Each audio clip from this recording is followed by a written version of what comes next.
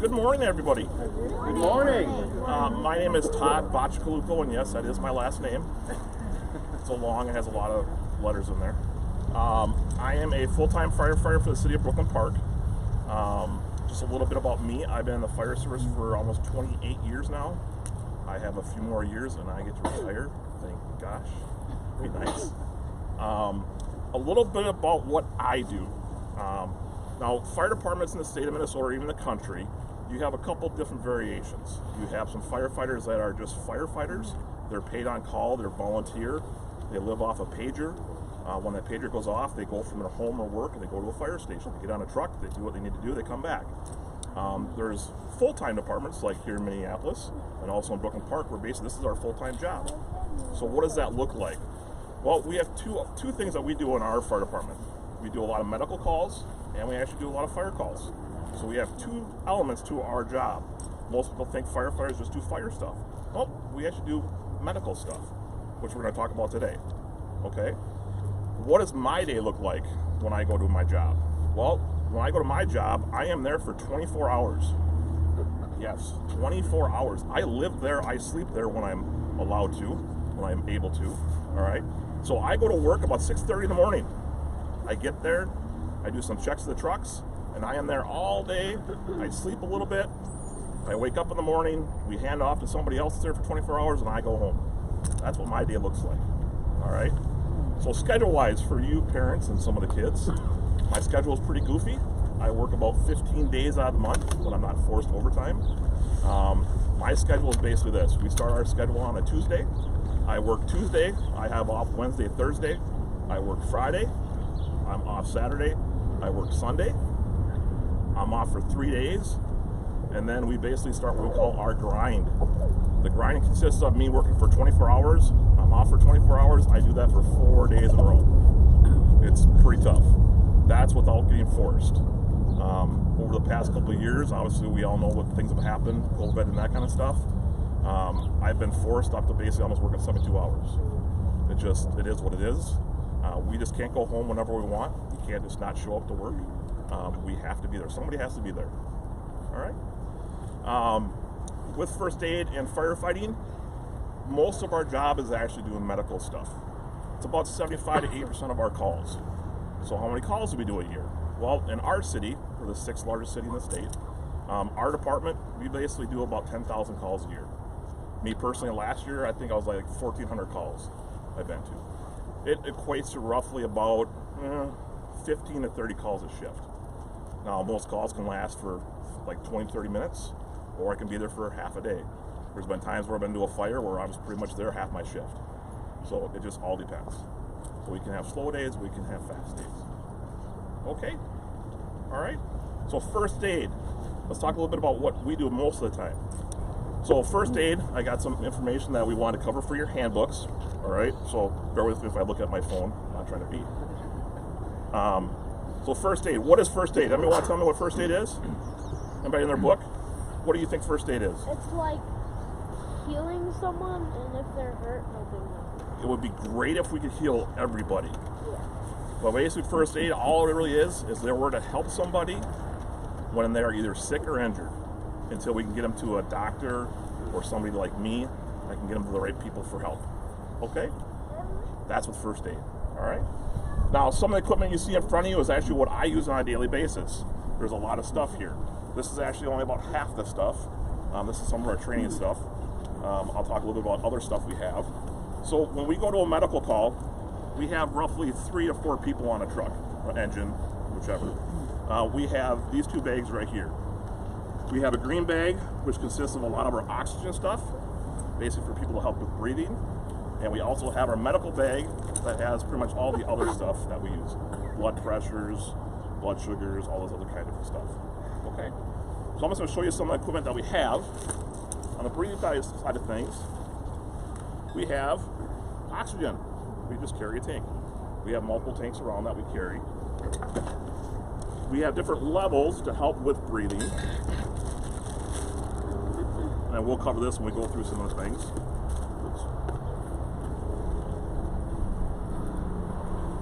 We have what we call a nasal cannula. This just sticks in your nose. This is the first part to help people breathe in. We have what we call a non-rebreather mask. This is actually a little bit more oxygen that goes over your face, like this. It's all connected to the tank. And then we call a bag valve mask. This is when we actually someone's not breathing, and we actually have to breathe for them. Okay, so those are pretty much the levels that we have for breathing. The last one, which is the most severe,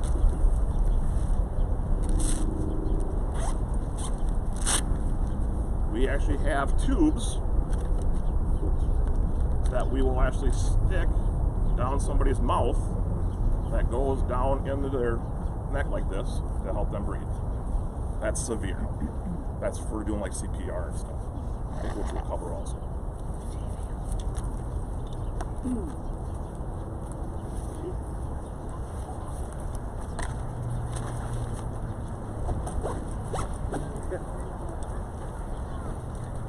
And then this machine right here,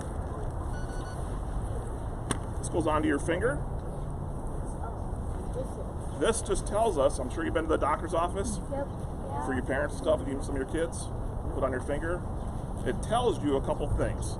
It tells you what your heart rate is, but more importantly, it tells you what your oxygen level is. It tells you how much you're breathing. And based off of that number, we might hook you up to some oxygen to help you breathe a little bit better. Okay? So that's what that machine does. I've used that machine before. Have you? I use it a lot too, unfortunately. All right, so there's the oxygen side of things.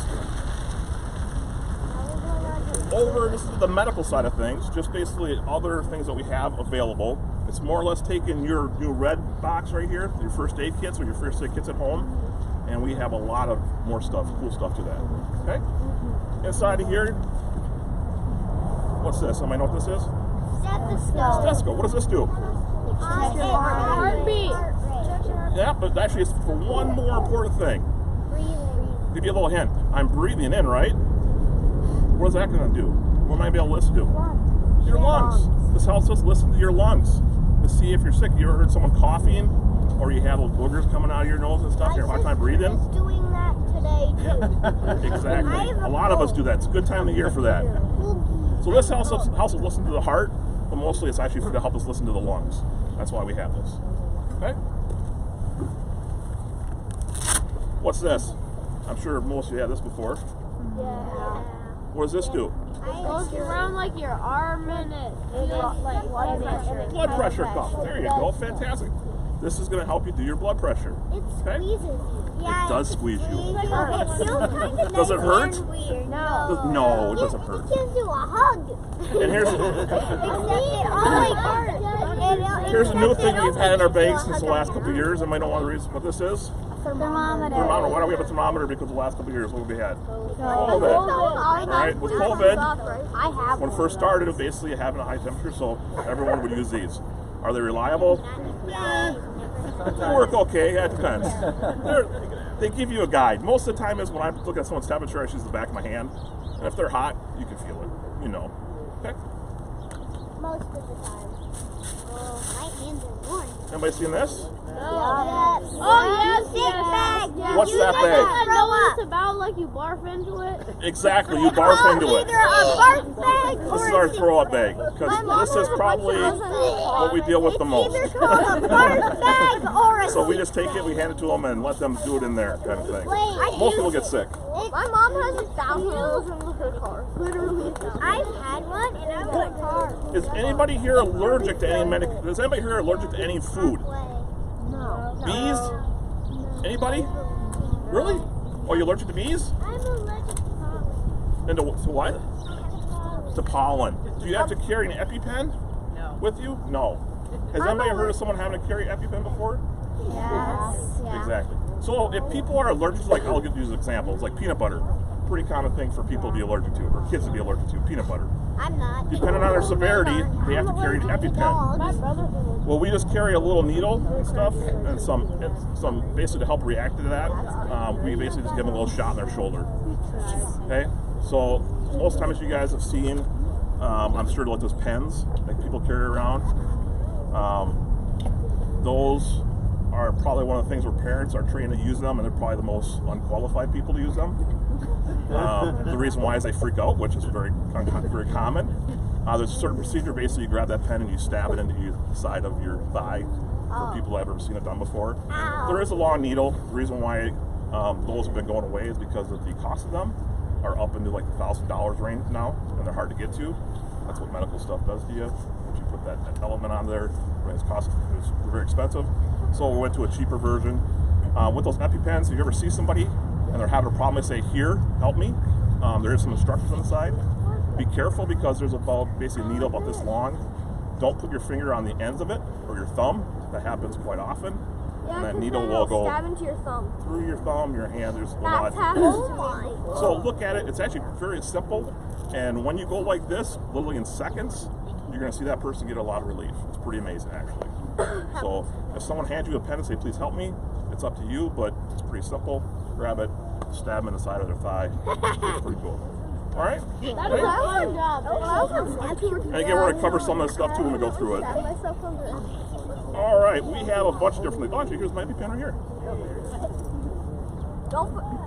Here's what an EpiPen looks like. Don't put it on the right side. Exactly. Don't put it on the needle. That's where the needle comes through. You'd be surprised when people go like this and they go like this and they stab. And I don't want to see it. I don't want to see it. This is just a trainer. So all you do is you pull the cap, you push it in, you push the button, and the medication goes in. It's kind of rip it out when you put it. No, you don't rip it out. You just take it out. So that's an EpiPen. Don't do it right now. Unfortunately, we do have things around everywhere.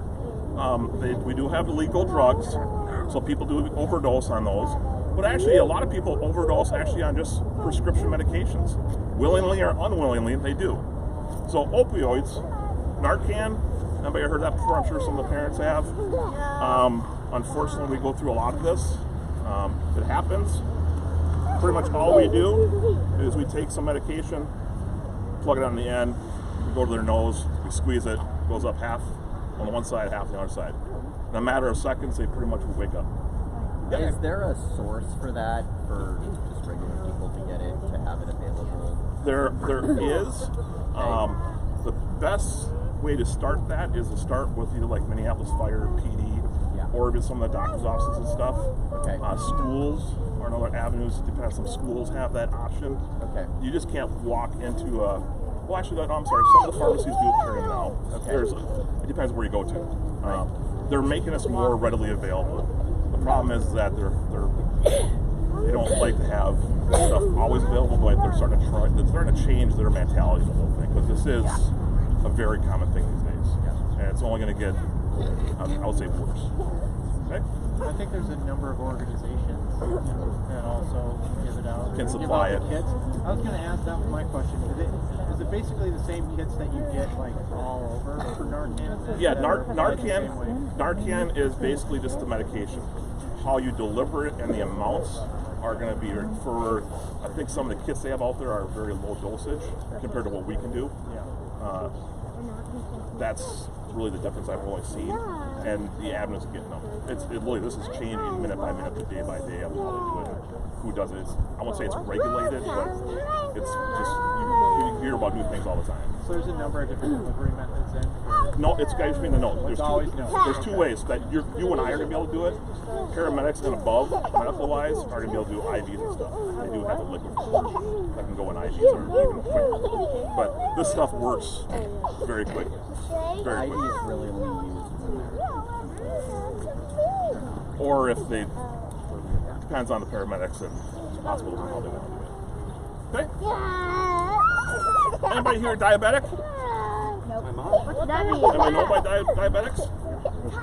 Blood sugars. We check blood sugars quite often. If somebody is really low on blood sugar and they're still conscious, we have this good stuff, the glucagon. It's basically just a gel substance that helps bring their blood sugar levels up. We also have a kit that we can test their blood sugars. It's a monitor, it's like a little pinprick on your finger.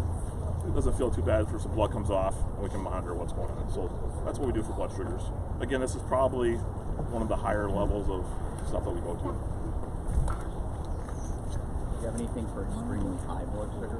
We do not. That's going to be paramedic level and above.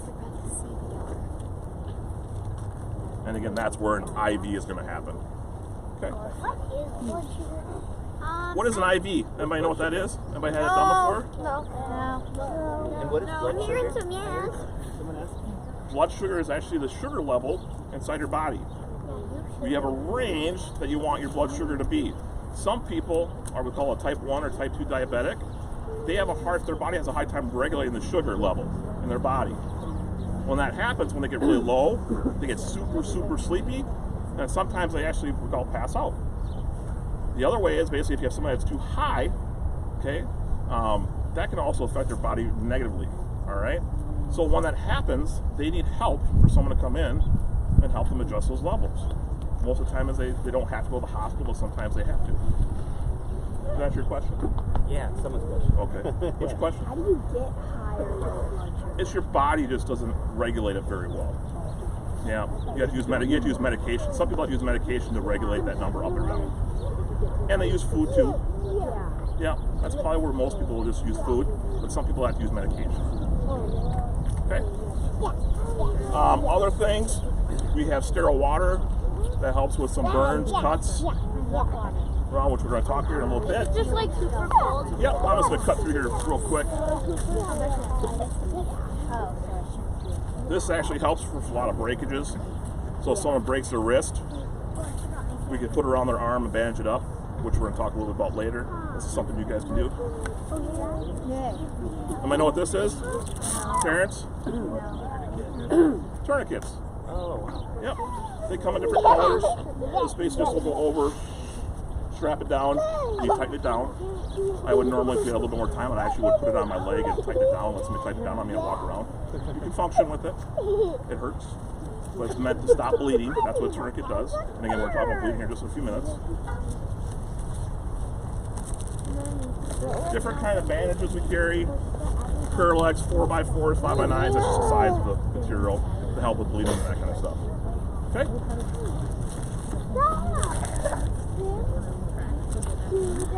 See if I have our...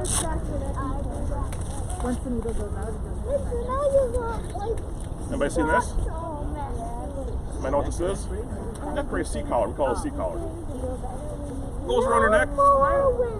If somebody falls really bad, you fall off your bike, you hit your head, you're in a car accident, you hurt your neck, anything like that, we'll put this around your neck. So basically we call it C-spine, so you don't move your neck around. The most uncomfortable thing in the world, but there's a reason for it.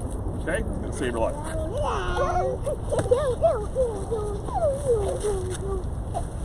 Fire blanket. No more doing that.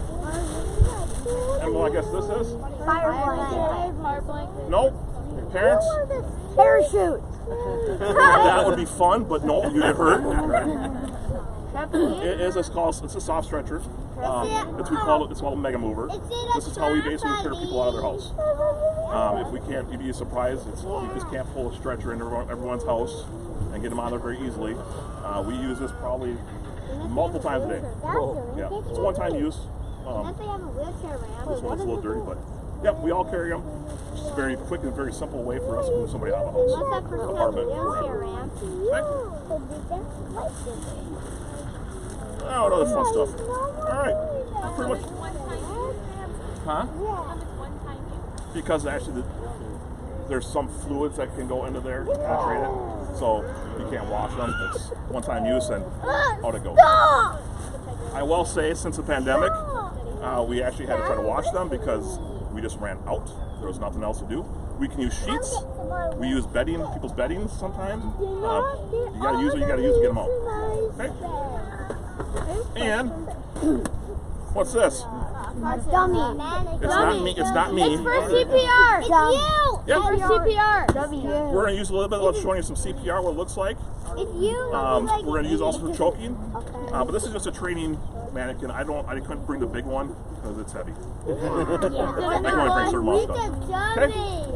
So that's just a little bit of what we use. We also have another machine. It's called a Lucas machine for CPR. It actually does chest compressions. So instead of me doing chest compressions, which are very tiring, we will use a machine that actually does it for us. Which you may have seen it before. It goes over the top. You see a ram going up and down. That's an item we have. We also have a new machine that puts people at a 45-degree angle. So we have 4 huge bags that we have to carry into medical emergency. And then you have the ambulance coming in with a bunch of other bags too. So we have stuff all over the place. What is that red one for? That's going to be your new first aid kit. Yep. All right, so bear with me. I'm going to go to my phone here. We're going to start covering some of the topics because we're going to start running out of time here. All right. So in your book, first thing we want to talk about is bleeding. All right. So bleeding can mean many different things to many different people. Let's start off with the real small ones. Anybody had a paper cut before? Yes. Aren't those things are just, oh! It hurts so bad. Oh, they hurt so bad. Here's a big question for you. If you get a paper cut, do you need to call 911? No. What do you mean you don't call 911 for a paper cut? You call the paper emergency. You call the paper? Who are those people? Those called parents. All right, why do we not need to call 911 for a paper cut? It's not an emergency. No, shh. One time. Why don't you need to call 911 for a paper cut? Because it's super small, but it hurts. Well, a paper cut, that hurts. That's an emergency. Yeah, just because it hurts doesn't mean it's an emergency. All right, well, you're right. You don't need to call 911 for a paper cut. Parents, you don't need to call 911 for a paper cut. All right, so who can you go to? Well, you can go, hold on. All right, so, I forgot to say this. I was a Cub Scout. I was actually a Boy Scout. And actually, the Boy Scout camp, not Anderson. What's the other one, the big one? Many points? Tomahawk, that might be it. One of the reasons why I got into this industry was because I got into the lifeguard / swimming thing, training. Oh, I was hooked. So that's, side story. So that's where it applies to you guys.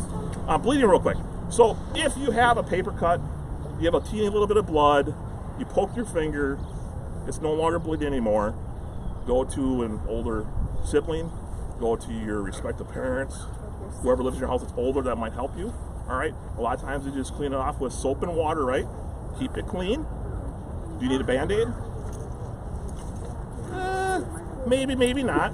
All right, but the big thing with just little cuts that don't bleed anymore is wash them and keep them clean. Okay, can you go out and play? Yep, if you're gonna go out and play, cover them up. Okay, now let's go up a little bit. What if I cut my finger with, say, a knife accidentally? I'm like doing something, helping my parents, and it doesn't stop bleeding for a little bit. All right, do we have to call 911? No. No. Only if it's like, what if it was It's just bleeding a little bit. So what's the first thing you do for something that's bleeding? What do you think you can do? Try to clean it. Clean it. Clean it. We can do that. We can do that at the same time. But what's something you can do? Scream. That can happen too. You see my hand right here? Apply pressure. We'll say, fantastic. Apply pressure. Apply pressure. You cheer. So applying pressure, if you don't have any kind of clean rag or towel, I would not use napkins. Why don't you use napkins? They fall apart pretty easily. Yeah. If you have to, you have to. But a lot of times you just want to use some kind of clean rag, clean towel. Some people rip their shirt or something. You know, you don't have to do that. But some kind of material that's clean. Just take your hand, put it over the finger, all right, where it's bleeding, and just hold it there for a few minutes. Squeeze it a little bit. You don't have to get crazy on it. Just put a little bit of pressure, all right? And after a few minutes, you can take a look at it. Now, this is where again, you can take a look at it. This is the only time you're going to want to take that material off of your finger, is when it's just bleeding a little bit, so you take a look at it. Okay? All right. Everybody got that? Yeah. And then from there, you're probably going to put a Band-Aid on it. And again, wash it, make sure it's clean, cover it.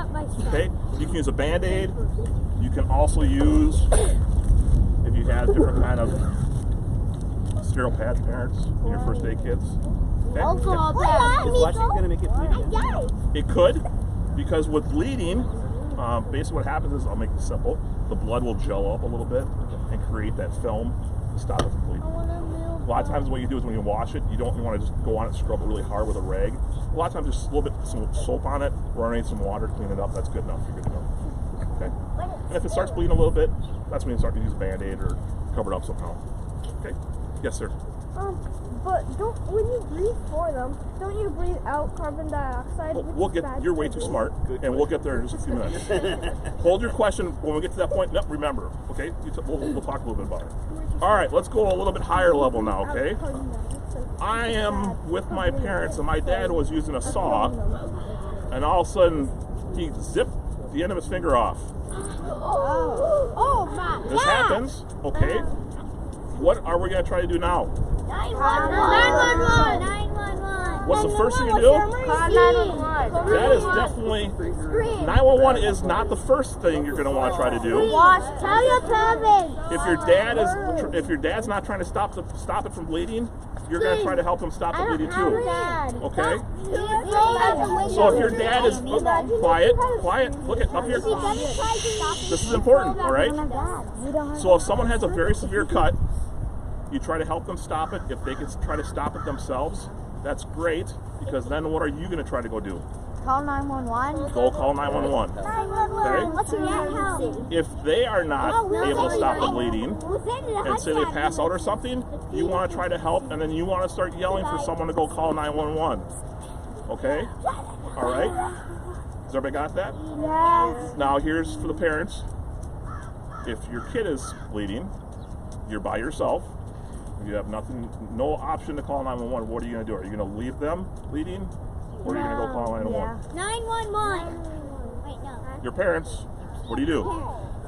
Stop bleeding. Stay with your Try to stop the bleeding. If you have to call 911, stop the best way you can. Go call 911, come back. But try to stop it first. That's the most important. Okay? And even for your kids, always try to help them stop it. Okay? And then if we get to the point of, again, I'm not trying to do this as scaring you, and I'm not trying to be just telling a story to make you say cool. But let's say something is more severe, where someone has a very severe cut on them, and there's two things for your parent wise. If someone cuts really, really bad, the blood's either going to come out gradually, as in like constant flow, or you're going to have one that basically starts pumping. You'll see it.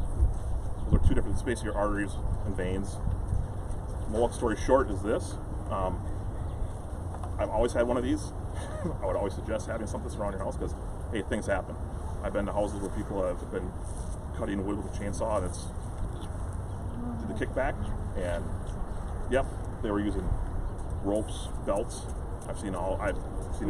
Okay, but it's just something good to have. These are used on your extremities. These are what tourniquets are there for.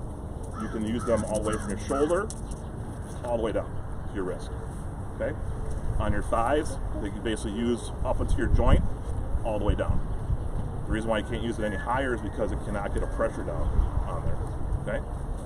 Now there is 4 points for kids and parents. If someone does cut something very severely, there is 4 points on your body. You can actually use direct pressure to actually stop the flow of blood, or at least slow it down. It's right here on your inner thighs and on your inner arms. Okay. I'm not going to get into details, but if you want to do some research, some people like to. You actually can use direct pressure to help stop the flow. A lot of times you're going to be using some type of tourniquet. Okay? Well, that's severe. All right? Here's another big one. Who here has ever had a bloody nose? All right. There is many different ways that you've been taught probably over the years, or you've been taught as a kid how to treat bloody nose. Let's go through the correct way to treat a bloody nose. All right? Get up out the window. Get a tissue and put it on your nose and throw your cup out the window. All right. So with bloody noses, if I have a bloody nose that's just starting to go a little bit, what can you do? Pinch it. You can pinch it. Okay. Get a tissue and put it over your Do I do this? Do I lean forward? No. Parents, do I lean forward? No. Yes, you do. Do I lean backwards? Yeah. All right. Baby. First thing you know is you just pinch your nose gently. You don't need to get crazy with them. So if you have to pinch their nose so hard that basically they're saying ow, or you're having a hard time keeping it, that's not good. All right? So just a small little pinch, and after a couple minutes, just release it and see if it keeps bleeding. A lot of times it will stop. Do not blow your nose right away after your nose stops bleeding, because there's a blood clot there. Okay, let it dry a little bit. All right? And the blood's not scary in a way, especially with bloody noses. All All right. So what if now, let's take next step. Say I'm holding my nose and the blood's still coming out. What can I do then? Put a tissue under it. Ooh, somebody has something. Yeah, there is some pressure points, but a lot of times you can just put some gauze. Don't stick the stuff up your nose. You don't want to get too crazy. All right. You put it up there a little bit, but a lot of times you just put it next to it, catch it, use some pressure points. Basically, this right here at the end of the nose. That can help. What if it still keeps going? No. What's this? Ice. So here's another thing. If you use ice for anything, for burns or anything, we never use cold compresses, especially ice directly on the skin. It actually hurts it. So don't. Put it in something. Okay? If you have ice packs, these can't put direct because it's not the ice directly to the skin. So never ever put ice directly on skin no matter what you're doing. Okay? What you do is just get an ice pack or take some ice in a cloth, get it wet, and just put it on the brim of your nose. That helps quite often. Okay? If it still keeps bleeding, we have little nose plugs here that we put on your nose so you look really funny and talk funny. That's just to help stop the flow. If your nose still keeps going, now what are you going to do? Call 911. No! And then throw yourself out the window. Can your parents drive? If you're able to drive, parents, please listen to this. If you're able to drive somewhere, please get in the car and go to the doctor's office. And then throw yourself out Go to the window. urgent care if it's a weekend or something like that. They may have to go inside of a nose and cauterize it. All this is do is they go up there and there's some blood vessels in your nose, and they may have to close it up. Okay? Yeah. Now, why, when your nose is bleeding, do I not want to lean back? Because it will go into your brain. No. That's not choking on it. You can choke on it, but actually it makes you sick.